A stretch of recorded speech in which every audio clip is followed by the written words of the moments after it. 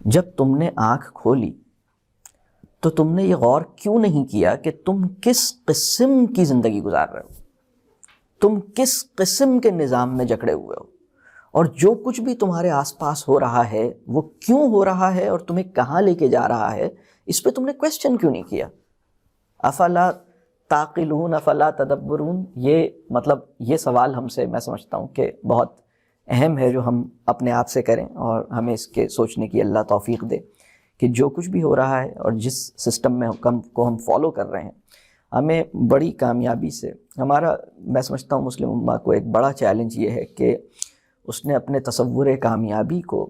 اپنے کلمے سے الائن کرنے کی ذمہ داری نبھانی ہے۔ ہمارا جو تصور کامیابی ہے وہ اللہ کرے کہ ٹھیک ہو جائے۔ ہمارا تصور کامیابی، دیکھیے، اسٹینڈرڈ آف لیونگ اور کوالٹی آف لائف ایک چیز نہیں ہوتی، یہ میں اکثر اس بات پہ اس کا اظہار کرتا ہوں۔ اسٹینڈرڈ آف لیونگ کا مطلب یہ ہے کہ ہم زیادہ کما سکیں، زیادہ خرید سکیں، اور آسائشیں اور کمفرٹ اور لگژریز جمع کر سکیں، اور اپنی زندگی کو آرام دہ بنا سکیں، اپنے گھروں میں بہت سا سامان جمع کر سکیں۔ تو یہ ہے اسٹینڈرڈ آف لیونگ، اس میں اضافہ کرتے چلے جائیں۔ تو اس وقت جو تصور کامیابی بہت سے ہمارے مسلم امہ میں مسلمانوں نے جس کو بلائنڈلی ایکسیپٹ کر لیا یا فالو کر لیا، اللہ کا شکر ہے کہ لاشعوری طور پر فالو کیا ہے، یہ اس پہ شکر ادا کرنا چاہیے۔ میں نہیں سمجھتا کہ یہ شعوری طور پہ شاید فالو ہو رہا ہے، یہ بس آنکھ کھولی تو بس بھاگ رہے تھے اسی نظام کے اندر، تو وہ جو تصور کامیابی تھا وہ غلط رہ جانے سے بڑے نقصانات ہوئے۔ یعنی اسٹینڈرڈ آف لیونگ کو چیز کرنا یہ ایک تصور کامیابی کا پارٹ بن گیا۔ اور ہونا کیا چاہیے، میں اکثر کہتا ہوں کہ کوالٹی آف لائف اور اسٹینڈرڈ آف لیونگ ایک چیز نہیں ہے۔ کوالٹی آف لائف یہ ہے کہ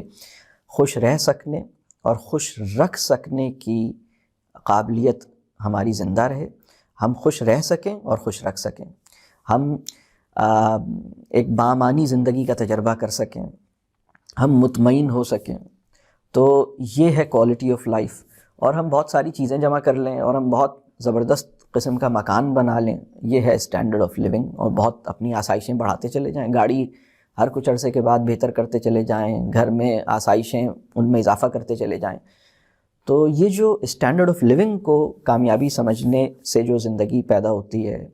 اور جو جد و جہد شروع ہوتی ہے وہ ایک اور قسم کی ہوتی ہے، اور کوالٹی آف لائف کو سامنے رکھنے کے نتیجے میں جو زندگی ممکن ہوتی ہے، جو جد و جہد پیدا ہوتی ہے، وہ بہت مختلف ہوتی ہے۔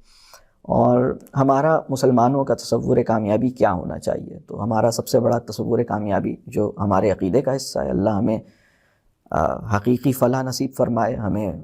ہمیشہ زندہ رہنے والی زندگی میں اللہ ہم سب کو کامیاب کرے۔ تو یہ تو اخروی کامیابی سب سے بڑا کہہ لیجئے کہ کامیابی کا ہائیسٹ ویژن جو ہے وہ ہمارا یہ ہو سکتا ہے اور ہونا چاہیے۔ دوسرے نمبر پر جو ہماری کامیابی کا تصور ہونا چاہیے وہ یہ ہے کہ ہم اپنے گھروں کے اندر کامیاب ہو جائیں، ہماری کوالٹی آف لائف اچھی ہو جائے۔ اور گھر اور مکان ایک چیز نہیں ہوتی، مکان بنانے کی محنت کچھ اور چیز ہے، گھر بنانے کی محنت کچھ اور چیز ہے۔ مکان بنانے کے لیے آپ کو ملینز آف روپیز چاہیے، یا جتنے بھی پیسے، آپ اس کے لیے پیسہ چاہیے۔ گھر بنانا کچھ اور چیز ہے، وہ اعتماد اور محبت اور بے لوثی اور تعلق کی خوبصورتی سے پیدا ہوتا ہے۔ تو رسول اللہ صلی اللہ علیہ وسلم نے فرمایا تھا کہ ان کی ایک حدیث کا مفہوم ہے کہ تم میں سب سے بہترین وہ ہے جو اپنے گھر میں اچھا ہے۔ تو مسلمانوں کو یہ بات سمجھنے کی ضرورت ہے کہ کامیاب انسان وہ ہے جس کے والدین، جس کے بہن بھائی، جس کی بیوی یا شوہر اور جس کے بچے اس سے محبت کرتے ہیں، اس پہ اعتماد کرتے ہیں اور اس کا اعتماد حاصل کرتے ہیں۔ یہ میں سمجھتا ہوں کہ یہ کامیابی کا وہ اسٹینڈرڈ ہے جو ہمارے ایمانی تناظر میں جس کو ہمیں اپنے سامنے رکھنا چاہیے۔ لیکن ہوا یہ ہے کہ ہم اپنی زندگی کے لیے کس طرح کی جد و جہد کریں، کس طرح کے راستے پہ چلیں۔ مسئلہ یہ ہوا کہ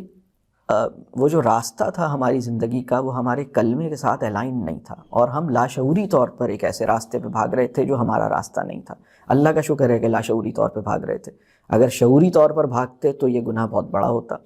اور اگر یہ راستہ ہم نے ہی ایجاد کیا ہوتا تو پھر تو یہ بہت ہی بڑا گناہ ہوتا. اللہ کا شکر ہے یہ نظام اور یہ راستہ ہمارا پیدا کیا ہوا نہیں ہے اور ہم شعوری طور پر اس راستے پہ نہیں چل رہے, لاشعوری طور پر اس پہ بھاگے جا رہے ہیں. اور اس کی وجہ یہ ہے کہ سب بھاگ رہے ہیں. یعنی اگر ہم لوگوں کو کسی کو روکیں اور کہیں بھائی تم اس راستے پہ کیوں بھاگ رہے ہو, تو وہ کہے گا اس لیے کہ سب بھاگ رہے ہیں. تو تم رک کیوں نہیں جاتے اور رک کے سوچتے کیوں نہیں ہو کہ تم کہاں بھاگے جا رہے ہو؟ تو وہ کہے گا کہ اگر میں رک جاؤں گا تو میں پیچھے رہ جاؤں گا. تو پیچھے رہ جانے کے خوف سے میں رکتا نہیں ہوں اور سوچتا نہیں ہوں, کیونکہ اگر میں رکوں گا تو میں پیچھے رہ جاؤں گا, تو میں پیچھے نہ رہ جاؤں اس لیے میں بھاگے جا رہا ہوں. لیکن تم بھاگ کے جاؤ گے کہاں؟ آپ کہیں نہیں, جہاں یہ سب جا رہے ہیں وہاں میں جاؤں گا. تو یہ ایک ایسی صورتحال ہے. مطلب میں کبھی, اللہ ہمیں معاف کرے, 7 ارب یا 8 ارب انسان بھاگے جا رہے ہیں آگ کے کنویں کی طرف, اور اس میں المیہ یہ ہے کہ وہ 1.5 ارب لوگ بھی اسی کنویں کی طرف بھاگے جا رہے ہیں. وہ آگ کا ایک کنواں ہے جس میں, یعنی اگر 7-8 ارب انسان اس میں بھاگے جا رہے ہیں تو اس میں المیہ کی بات یہ ہے کہ 1.5 ارب لوگ وہ ہیں جو اللہ کو اپنا الہ مانتے ہیں, جو یعنی جن کا ایمانی تناظر ایک انہیں اس کنویں کی طرف جانے کے لیے نہیں بلکہ اس کنویں سے بچنے کے لیے متنبع کرتا ہے, لیکن وہ بھی لاشعوری طور پر اس طرف بھاگے جا رہے ہیں. یہ ایک بہت بڑا المیہ ہے. تو میں یہ سمجھتا ہوں اللہ کرے کہ ہم سب کا تصور کامیابی ٹھیک ہو جائے, ہم سب اپنی زندگی کو اپنے کلمے سے پورے طور پر الائن کرنے میں کامیاب ہو جائیں. ہم اپنے بچوں سے جس قسم کی ایکسپیکٹیشنز ہمیں رکھنی چاہیے یا جس قسم کا ویژن ان کے لیے بنانا چاہیے, وہ واقعی ایک ورتھ وائل ویژن ہو اور اس کے پیچھے کوئی علمیت ہو کہ ہم اپنے بچوں کے لیے کیا سوچتے ہیں, کیا چاہتے ہیں, کیا کرتے ہیں, اس کے پیچھے کوئی علمیت ہو. تو یہ ایک بڑا چیلنج ہے. میں محسوس کرتا ہوں کہ اس کے نہ ہو سکنے کی وجہ سے دیکھیے ہماری ایجوکیشن ہمیں ان رولز کے لیے تیار کرنے کی کوشش کرتی ہے جو ہمیں گھر سے باہر پرفارم کرنے, یعنی ہماری ایجوکیشن ہمیں ان رولز کے لیے تیار کرنے کی کوشش کرتی ہے جو ہمیں گھر سے باہر پرفارم کرنے. اگر آپ حرم کے دروازے پہ بھی کھڑے ہو جائیں اور جو لوگ ابھی حج یا عمرہ کر کے واپس نکل رہے ہیں اور ان سے پوچھیں کہ یہ بتاؤ, ایک سوال کریں سب سے, یہ بتاؤ تمہارے خیال میں اس وقت دنیا کا سب سے کامیاب آدمی کون ہے, تو ان کا کیا جواب ہوگا؟ آپ کسی مذہبی یا کسی تعلیمی ادارے کے دروازے پہ کھڑے ہو جائیں جو لوگ باہر نکل رہے ہیں اور ان کو روکیں اور ان سے کہیں آپ کے خیال میں اس وقت دنیا کا سب سے کامیاب آدمی کون ہوگا, تو اللہ ہمیں اس بات پہ معاف کرے کہ ہمارے ذہنوں میں کامیاب آدمی کا جو تصور ہے وہ ٹھیک نہ ہونے کی وجہ سے, مطلب ہم کس بیسس پہ کس آدمی کو کامیاب سمجھتے ہیں, ہمارے بچے کس بیسس پہ کس انسان کو کامیاب سمجھتے ہیں, اور یہ اللہ کرے کہ یہ صحیح ہو جائے, اللہ کرے کہ یہ صحیح ہو جائے, کیونکہ اس کے صحیح نہ ہو سکنے کی وجہ سے پوری مسلم امہ کو جن مسائل کا سامنا ہے اور جس گمراہی کی طرف لاشعوری طور پر ہم بھاگے جا رہے ہیں, اس سے نکلنے کی یہ صورت ہے کہ ہمارا تصور کامیابی ٹھیک ہو اور ہم اس بات پہ سوچیں کہ ہم کیا کر رہے ہیں.